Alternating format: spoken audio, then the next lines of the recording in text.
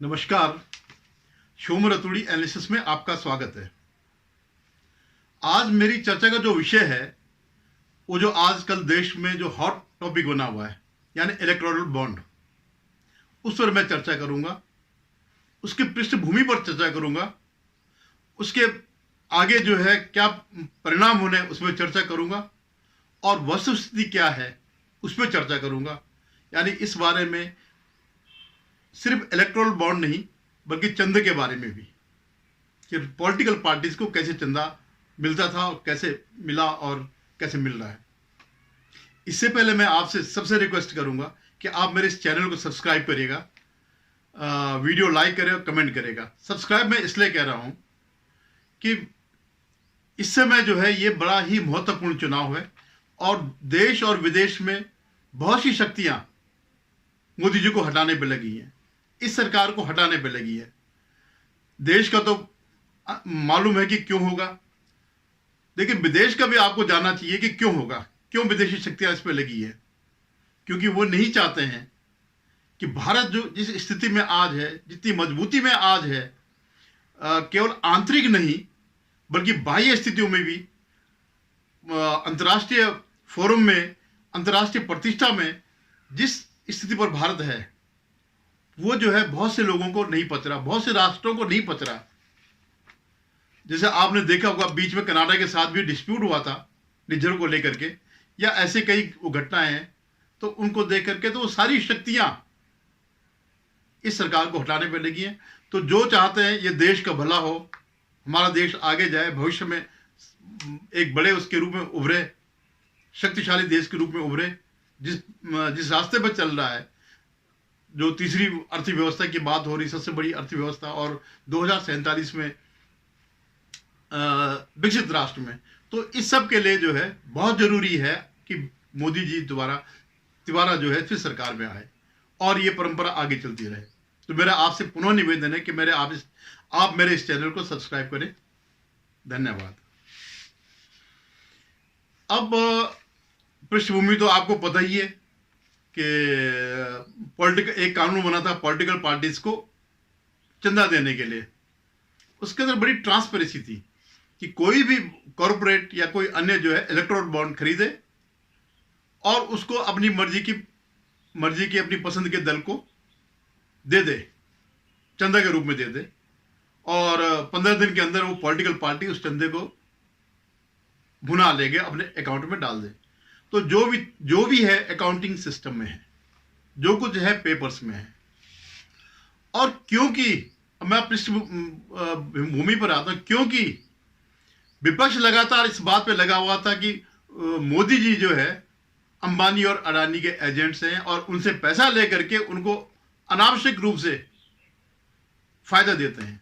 तो ये उसके पीछे पृष्ठभूमि थी और वो चाहते थे कि जल्दी सुप्रीम कोर्ट जो है फैसला दे और हम चुनावी कैंपेन शुरू करें। आज तक 52 से लेकर के 2019 तक पता नहीं कितने लोकसभा के 16-17 लोकसभा के चुनाव हो गए और सैकड़ों दसियों जो है विधानसभाओं के चुनाव हुए। आज तक चंदा की परिपाटी क्या थी? कोई हिसाब किताब नहीं।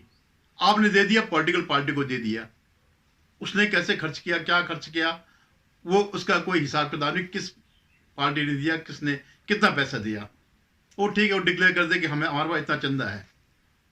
लेकिन कहां से आया, स्रोत क्या है, देश से आया या विदेश से आया, ऐसा कुछ नहीं, ऐसी ट्रांसपेरेंसी नहीं थी।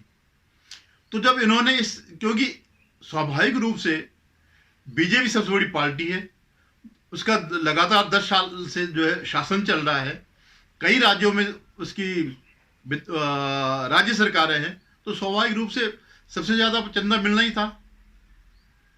अब क्योंकि राहुल गांधी एंड कंपनी चाहती थी कि जो पार्टियां इनको चंदा देती है वो हमें भी दे, नहीं तो हम उनको बदनाम करेंगे, और वो इसके पीछे लगे थे। आपने अडानी का मामला देखा होगा।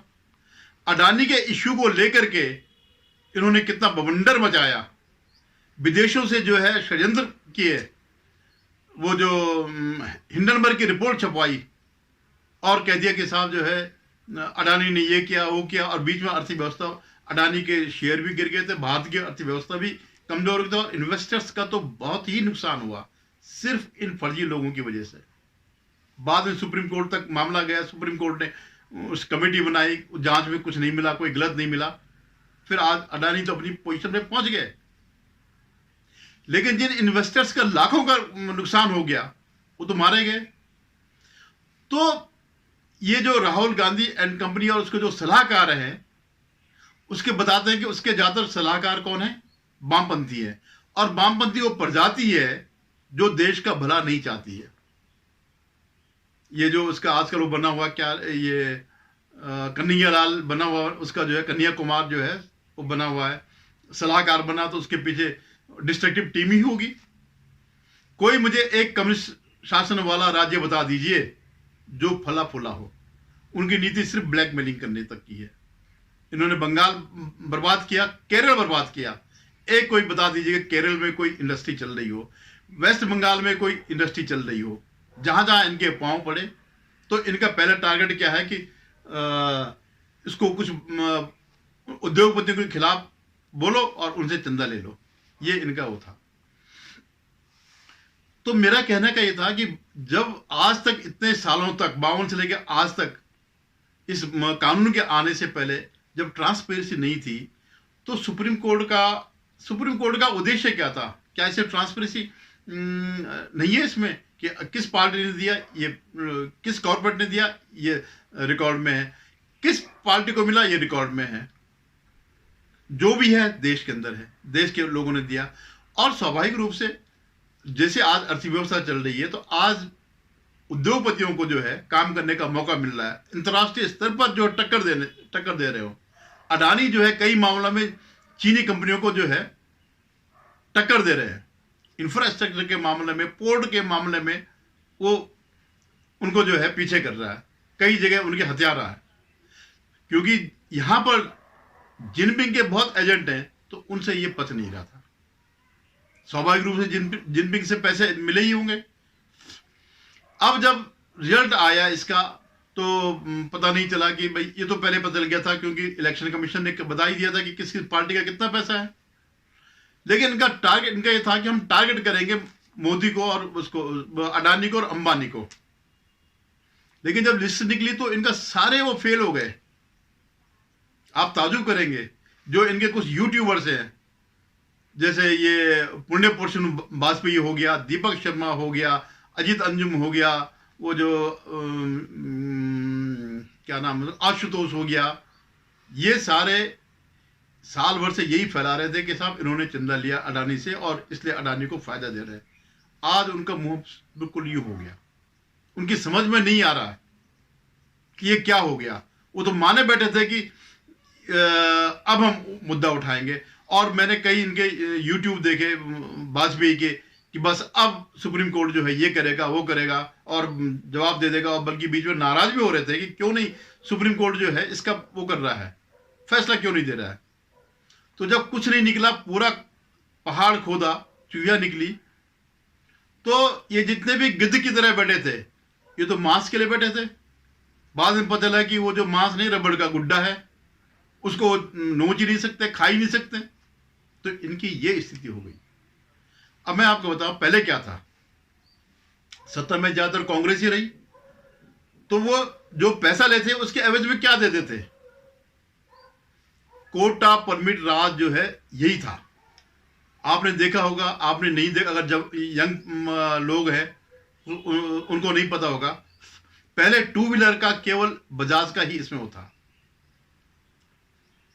आधिपत्य था।